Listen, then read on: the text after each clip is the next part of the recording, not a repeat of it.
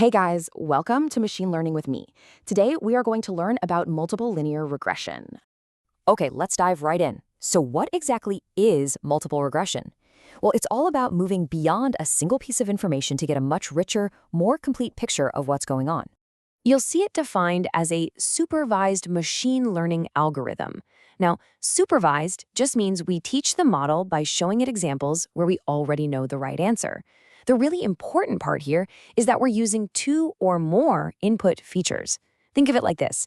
Instead of solving a mystery with just one clue, we're giving our detective a whole bunch of clues to work with. To make this super clear, let's think about a real-world problem, like trying to figure out the price of a house. You'd never use just one piece of information for that, would you? Of course not. Your brain would automatically start weighing a bunch of different factors. You'd think about the size of the house, right? The number of bedrooms, the neighborhood it's in, maybe even how old the building is. And that right there is the core idea behind multiple regression. So, to really appreciate what multiple regression does for us, it helps to see how it builds on a more basic concept, which is called simple regression. With simple linear regression, you're using just one input to predict an outcome. So if you were to graph that, it would just be a straight line. But we know life is usually more complicated than that.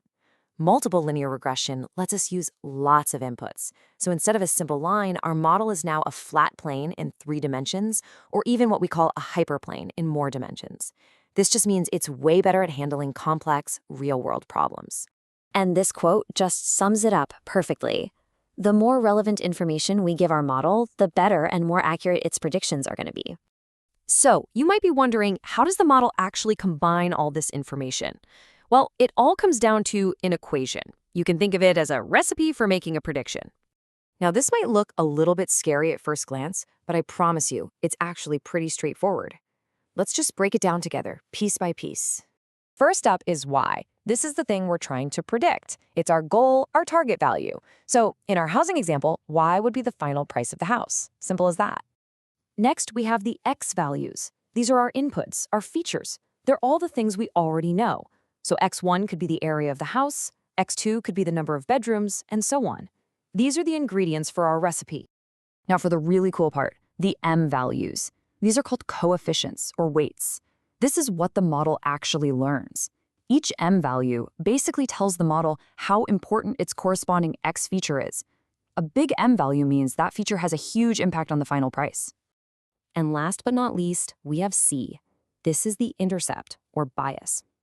The easiest way to think about it is as a baseline, a starting point for our prediction before we even look at any of the specific features.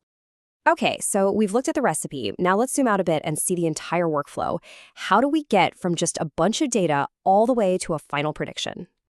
It's really a 4-step journey. First, we need data. We gather all our information, the features and the known outcomes. Then we tell the model, okay, these are our inputs and this is what we want to predict. The third step is where the magic happens, training. The model crunches the numbers and learns the best coefficients, those m values for each feature. And finally, it uses that knowledge, that learned recipe, to make a brand new prediction. All right, so that was a quick tour of multiple linear regression. Let's just quickly recap the main things to remember. The most important takeaway here is that multiple linear regression helps our models better reflect the real world. By looking at many factors at once, we can move from simple lines to more complex surfaces, which lets us understand the nuances in our data.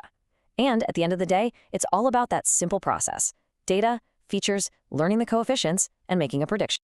This was an overview of multiple linear regression. In the next video, we will see the complete implementation of multiple linear regression using Python.